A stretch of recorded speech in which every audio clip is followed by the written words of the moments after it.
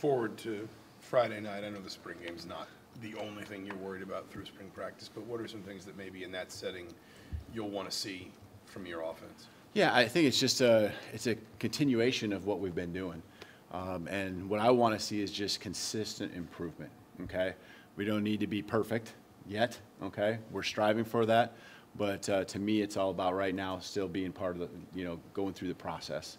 And as long as we're consistently improving, I'll feel good about the direction we're going, and hopefully that happens on Friday. We're not going to see Jack Tuttle. What can you tell people in terms of when you did see Jack this spring? What did you see from him? Yeah, first of all, the guy's a go-getter. He's going to be 30 minutes early for a meeting, literally. He's going to put a lot of work into knowing his plays, knowing his reads. There's no way you can question any of the effort he ever puts in, okay? And I love those guys. You win a lot of football games with those type of guys. Secondly, I think he's got a big arm. I think he understands the game, and I think there's some things that instinctually happen for him pretty naturally. Now, there's still a lot going through his mind as he's learning offense, but there was times when he had a good feel for the concepts, good feel for what he was seeing happen in front of him, where he went out and just instinctually made plays, made throws to get guys open. Things that sometimes you can't even really coach until after it's happened. We might see Michael in some capacity. Do you know what the format's going to be for him Friday? Yeah, I mean, he won't be doing anything where there's a team setting, but we'll certainly have him out there. And we've been trying to last 5 practices, ramp up, the reps he's getting. He's getting considerably more reps than any of the other quarterbacks in the 7-on-7 sessions. It's at least 16 to 8 in favor of him as far as the reps he's getting, and he's done a really nice job. You can tell that while we've gone through the spring that he's been paying attention to the details. Not having the quarterbacks for you as you're trying to implement the new system, how difficult is that, or how much of a difficulty does it add to what you're trying to do? Well, I think probably the toughest part is we've had a lot of rotation of other positions that they work with. So you had Nick out for a while, Fry out for a while. Donovan's been really the most consistent guy that's been out there. You got Wap in certain sessions. You got other guys, and so it's a matter of still trusting that guy knows what he's supposed to do.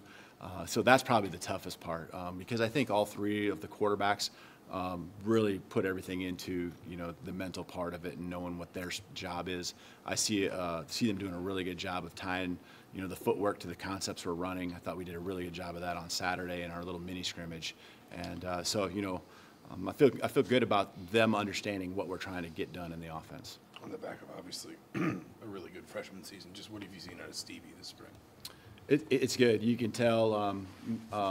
You can still see times when he's younger and he's going through one of his first spring balls, and but I think overall you just see what the potential is for him when he gets the ball in his hands to go make some plays, and we're trying not to grind him too hard, making sure we don't wear him out, but we're also making sure that he feels comfortable with the offense.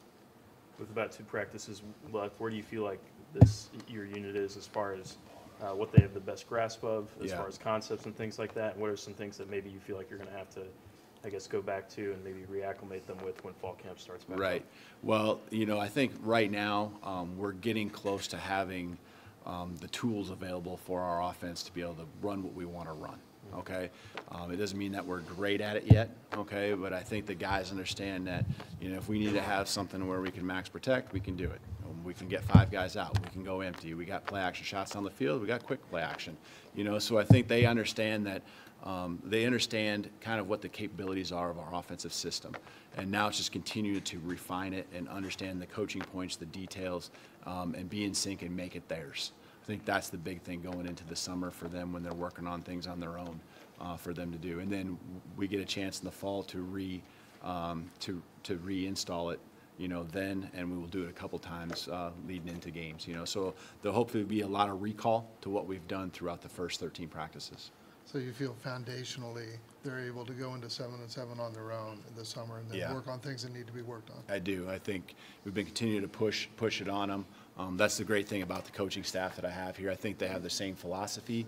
Throw it on the guys. Make sure that they have that our players have an understanding of what we can do, what the signals are, how the concepts match the defenses we're seeing, and now we narrow it back down, and we kind of know who we can be, and we rebuild the offense around our personnel.